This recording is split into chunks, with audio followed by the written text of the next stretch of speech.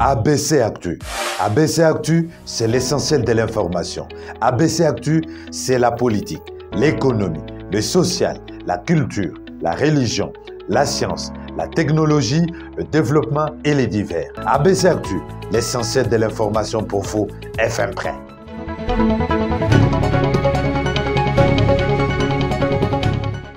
L'actualité de la RDC du jour avec ABC Actu, bienvenue à tous. Parler du développement socio-économique du Grand Katanga, le chef du gouvernement Jean-Michel Sama Lukonde a reçu dans son cabinet de travail le caucus des députés nationaux de cette partie du pays. Vous allez suivre dans ce journal. Et Sud Kivu, après sa réhabilitation, Théo Ngwabi Kassi reprend ses descentes sur terrain avec pour objectif inspecter les chantiers déjà en cours, mais aussi palper du doigt les vécus de la population à suivre dans ce journal.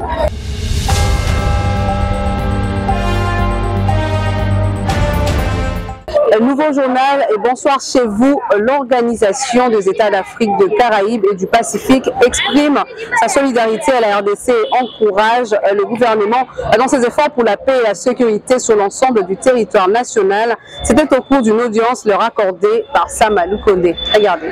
En séjour de travail à Kinshasa, le secrétaire général de l'Organisation des États d'Afrique, des Caraïbes et du Pacifique, M. Georges Rebelo Pinto Chikoti, a été reçu ce mercredi 19 avril 2023 par le Premier ministre Jean-Michel Sama Lukonde à la primature. Conduit auprès du chef du gouvernement par le vice-premier ministre, ministre des Affaires étrangères, Christophe Lutundula Apala, ces hauts responsables de l'OEACEP étaient venus exprimer de vive voix la solidarité de son organisation à la République démocratique du Congo, surtout en cette période où sévissent des atrocités dans l'est du pays causées par l'agression rwandaise sous couvert des terroristes du M23. Le secrétaire général de l'OEACEP a aussi encouragé le gouvernement Sama Lukonde dans ses efforts pour la restauration de la paix et la sécurité sur l'ensemble du territoire national.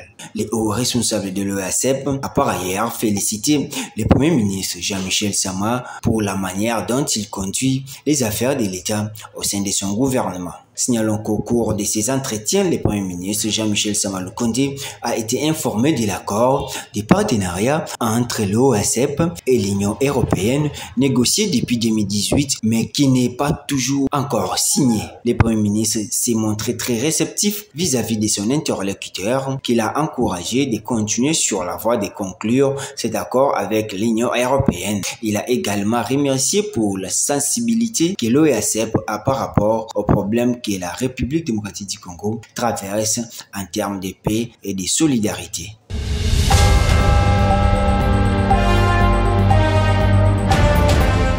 Restons toujours à la primature pour parler de la délégation du caucus des députés nationaux élus du Grand Katanga et membres de l'Union sacrée de la Nation qui a été reçu par le Premier ministre ce mardi 18 avril. Les questions de développement socio-économique étaient au centre des échanges. Regardez.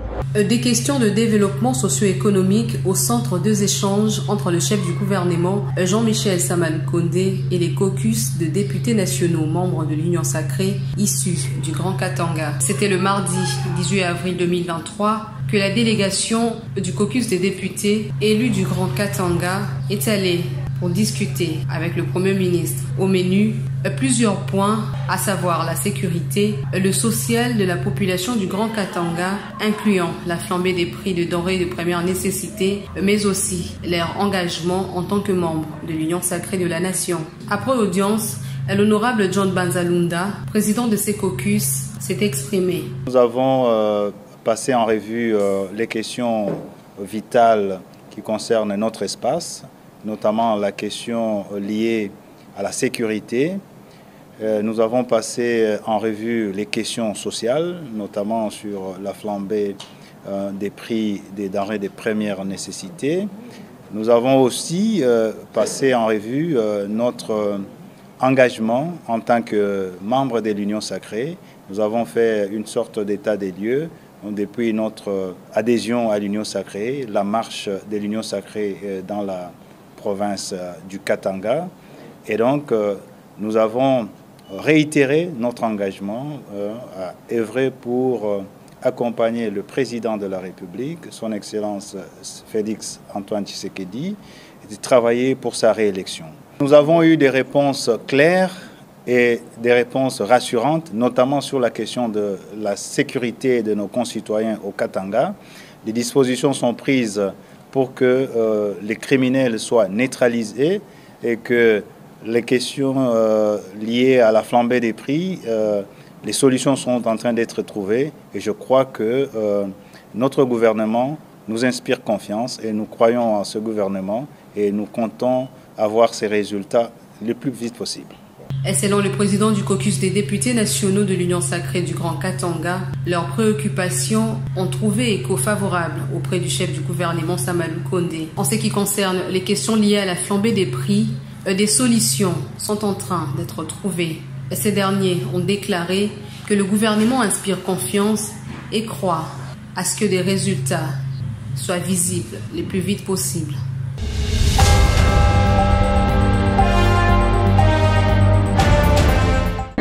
Dans un autre registre, rencontre de ministres RD congolais de finances et de l'industrie, Nicolas Kazadi et Julien Paluku avec l'Agence américaine de financement et développement international. Au menu, la matérialisation du projet de l'installation d'une régie de fabrication de batteries électriques de la province du Haut-Katanga.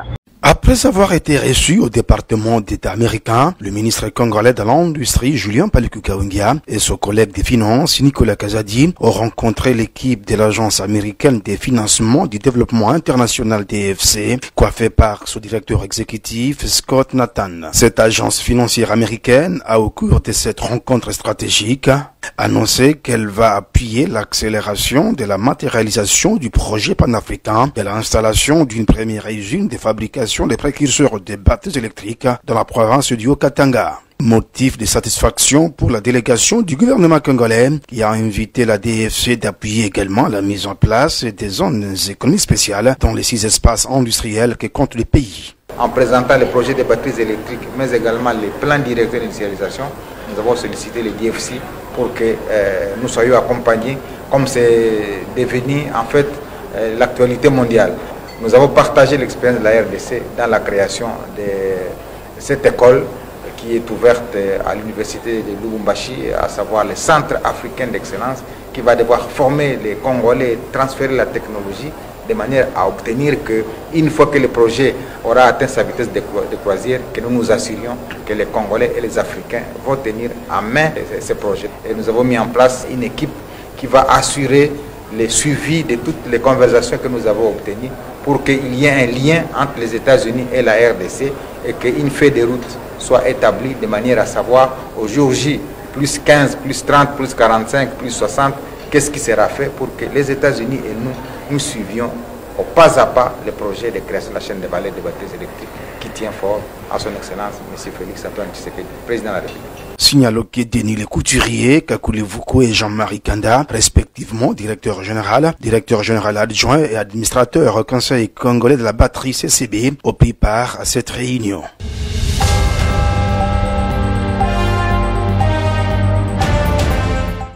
Poursuivons ce journal avec le réseau libéral africain qui a organisé une formation de 2 jours sur la campagne électorale et la communication de candidats. C'est l'hôtel Pullman qui a servi de cadre à cette rencontre. Urbain Kabeya. L'hôtel Pullman a servi de cadre à la tenue d'une formation de 2 jours sur la campagne électorale et la communication des candidats sur terrain. C'est le réseau africain libéral qui a organisé cette rencontre qui a connu la participation de plusieurs délégués des partis politiques africains membres de cette plateforme qui regroupe 30 pays dont 40 partis politiques. Ensemble pour la République de Moïse Katumbi Chapwe était représenté par le doyen Kumbu Kumbel Eli, membre du comité des sages, et Paulin Kitodon Kakim pour Ensemble Diaspora. Pour ce dernier, son intervention était axée sur les enjeux de l'heure et l'impact de la diaspora sur les résultats des élections. Nous sommes venus répondre à l'invitation pour cette formation sur la campagne électorale et la communication. En fait, Ensemble pour la République est membre du réseau libéral africain. Et vous savez, le président de mon parti se focalise sur le capital humain. Pour lui, il a fait du capital humain sa priorité. Alors, chaque année, chaque mois, régulièrement, nous avons des formations sur la politique, sur comment gouverner, comment faire les choses. En fait, le président Moïse ne veut pas que dès que nous sommes au pouvoir, qu'on puisse amener des novices.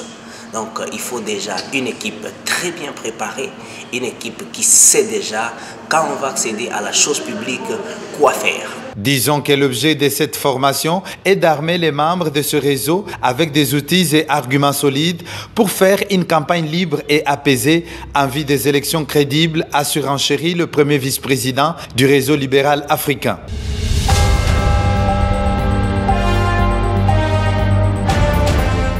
Clôture ce mardi 18 avril 2023 de l'atelier de formation sur le leadership féminin agissant au CEPAS dans la commune de Lagombe.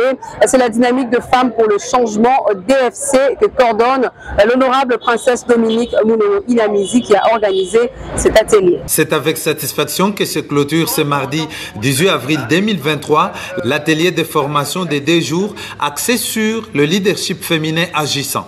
C'est la dynamique des femmes pour le changement d'FC que coordonne honorable princesse Dominique Munongo Inamizi qui a organisé cet atelier de formation au CEPAS. Nous sommes à Gombe.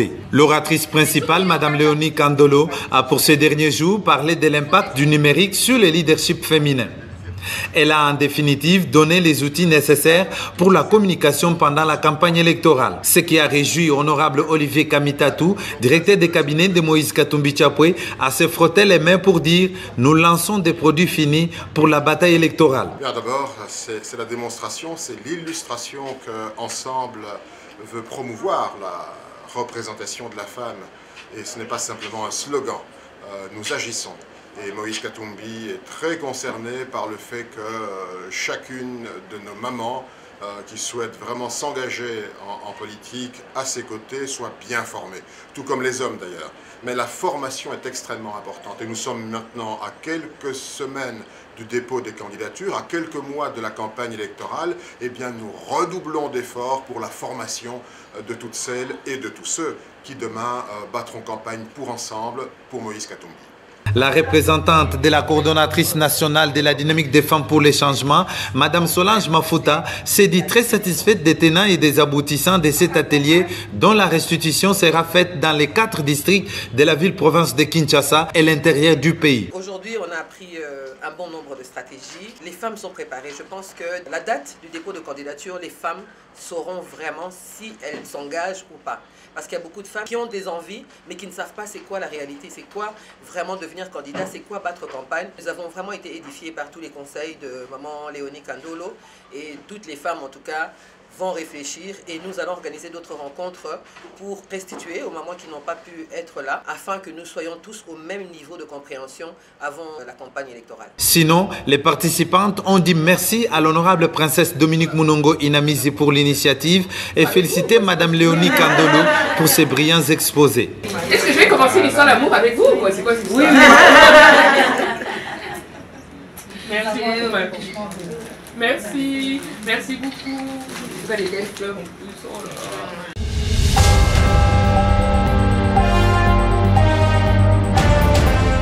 Direction la province du Sud Kivu, le chef de l'exécutif provincial Théo Ngwabidje a visité différents chantiers routiers à Bukavu, parmi lesquels la route nationale numéro 29B dans son tronçon Ruzizi 2 Giamba. Regardez. Quelques jours après avoir été réhabilité de ses fonctions, le gouverneur de province Théo Ngwabidje Kassi n'a pas dérogé à la règle qui veut qu'il se rende sur terrain chaque mercredi et samedi pour inspecter différents chantiers en province du Sud Kivu. Ce mercredi 19 avril, l'autorité provinciale a débuté son itinérance au poste frontalier Ruzizi 2 pour visiter les bureaux provisoires qui vont abriter le service de l'ordre opérationnel, parmi lesquels la DGM, l'OCC et le PNHF, en prélude de la construction d'un nouveau bâtiment administratif moderne comme celui se trouvant à la frontière Ruzizi 1. 3 jours ont été accordés à ces services douaniers par l'autorité provinciale pour déménager afin de permettre le démontage du bâtiment existant. Sur la route nationale numéro 29, tronçon frontière Ruzizi 2, Giamba, le chef de l'exécutif provincial du Sud Kivu, s'est enquis de l'évolution de travaux de finalisation qui s'effectuent sur cette route nationale, lesquels sont à 90% de leur exécution en attendant ceux de la stabilisation, de l'érosion, la sapinière et l'asphaltage de 400 mètres restants dont les travaux sont en cours et salués par le gouverneur. Après la route nationale 29B, l'autorité provinciale s'est rendue sur la route Kibongé à l'essence pour y visiter les travaux qu'il avait lui-même lancés il y a un mois et sur la route nationale numéro 2, Kazingo Asmar, Kavumu, où le travaux exécuté par l'entreprise Sokok évolue à pas de géant. Ici, 900 mètres seulement restent à travailler pour atteindre le pont Murundu et 2 km pour faire jonction avec Amsar, soit 4 km déjà asphaltés sur une distance de 6 km initialement prévue. Déterminé à développer sa juridiction à travers les infrastructures routières modernes, selon la vision du chef de l'État Félix-Antoine Tshisekedi, Théo Ngwabidje Kassi a fait savoir à la presse locale qu'il est en contact avec les autorités nationales pour poursuivre les travaux sur la route nationale 5 Niatende-Kamanyola sur une distance de 30 km en attendant d'autres actions et l'exécution du projet BAD dont les travaux seront lancés avant le dernier semestre de l'année en cours. Au même moment, le travaux d'élargissement de la piste de l'aéroport national de Kavumu évolue avec célérité. Sur son passage, le gouverneur Théo Ngwabidje Kassi a reçu les encouragements de la population qui a salué sa réhabilitation qui vient de permettre la reprise de travaux sur plusieurs chantiers qui étaient déjà suspendus.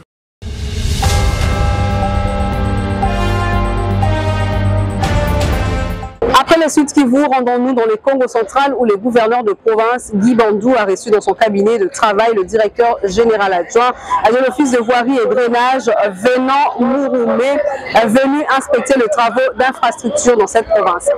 En mission de travail au Congo central, le DGA de l'Office de voirie et drainage, OVD en sigle, Venant Mouroumé, accompagné du directeur provincial de cet établissement public, Michel Kayembe, a été reçu par le gouverneur du Congo central, Dr Gubondundungidi, le mardi 18 avril 2023. Au sorti de cette audience, le DGA de l'OVD a dévoilé l'objet de sa mission au Congo central. On est venu inspecter un peu les travaux qui ont été lancés ici dans le cadre des programmes Entretien route.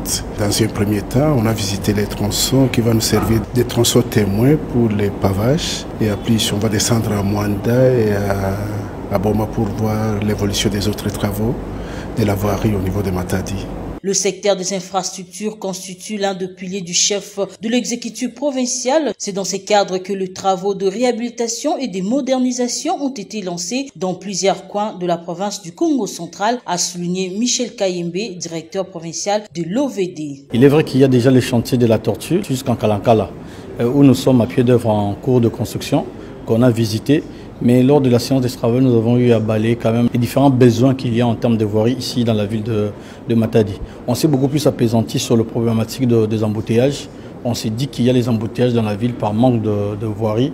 Et nous, OVD, nous y attelons pour pouvoir produire les études et pouvoir proposer des solutions à ces problèmes. S'agissant de l'état d'avancement des travaux de modernisation de la bretelle, la Tortue pour énergie Kalankala, pour lutter contre les embouteillages et rendre fluide la circulation des charrois automobiles dans la ville portuaire de Matadi. Le DP de l'OVD Michel Kayembe a évoqué les contraintes d'ordre environnemental que son entreprise s'emploie à contourner. Dans le chronogramme des activités, quand on a lancé le travail avec son excellence, monsieur le gouverneur, on prévoit 4 mois.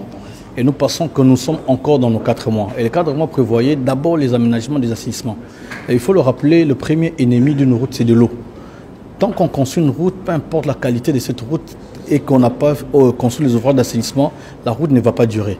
Nous sommes en train de terminer les assainissements, dans les ouvrages pour drainer de l'eau. Au même moment, nous sommes en train de faire déplacer les réseaux de la régie des eaux et de la SNES sur ces sites. Et après viendront les travaux de la chaussée et nous serons couverts dans notre délai. À la population de Matadi, nous allons demander un apaisement. C'est vrai que ce sont de travaux, ça produit l'inconfort, mais nous leur prions de nous supporter. Rappelons que ces travaux de modernisation qui relient l'entrée La Tortue jusqu'à la sortie Kalankala Point Énergie, en passant par l'avenue Kimbouma Biala dans la commune de Matadi, ont été officiellement lancés le vendredi 3 février dernier par le gouverneur de la province du Congo central, Dr Gibondou Ndungidi.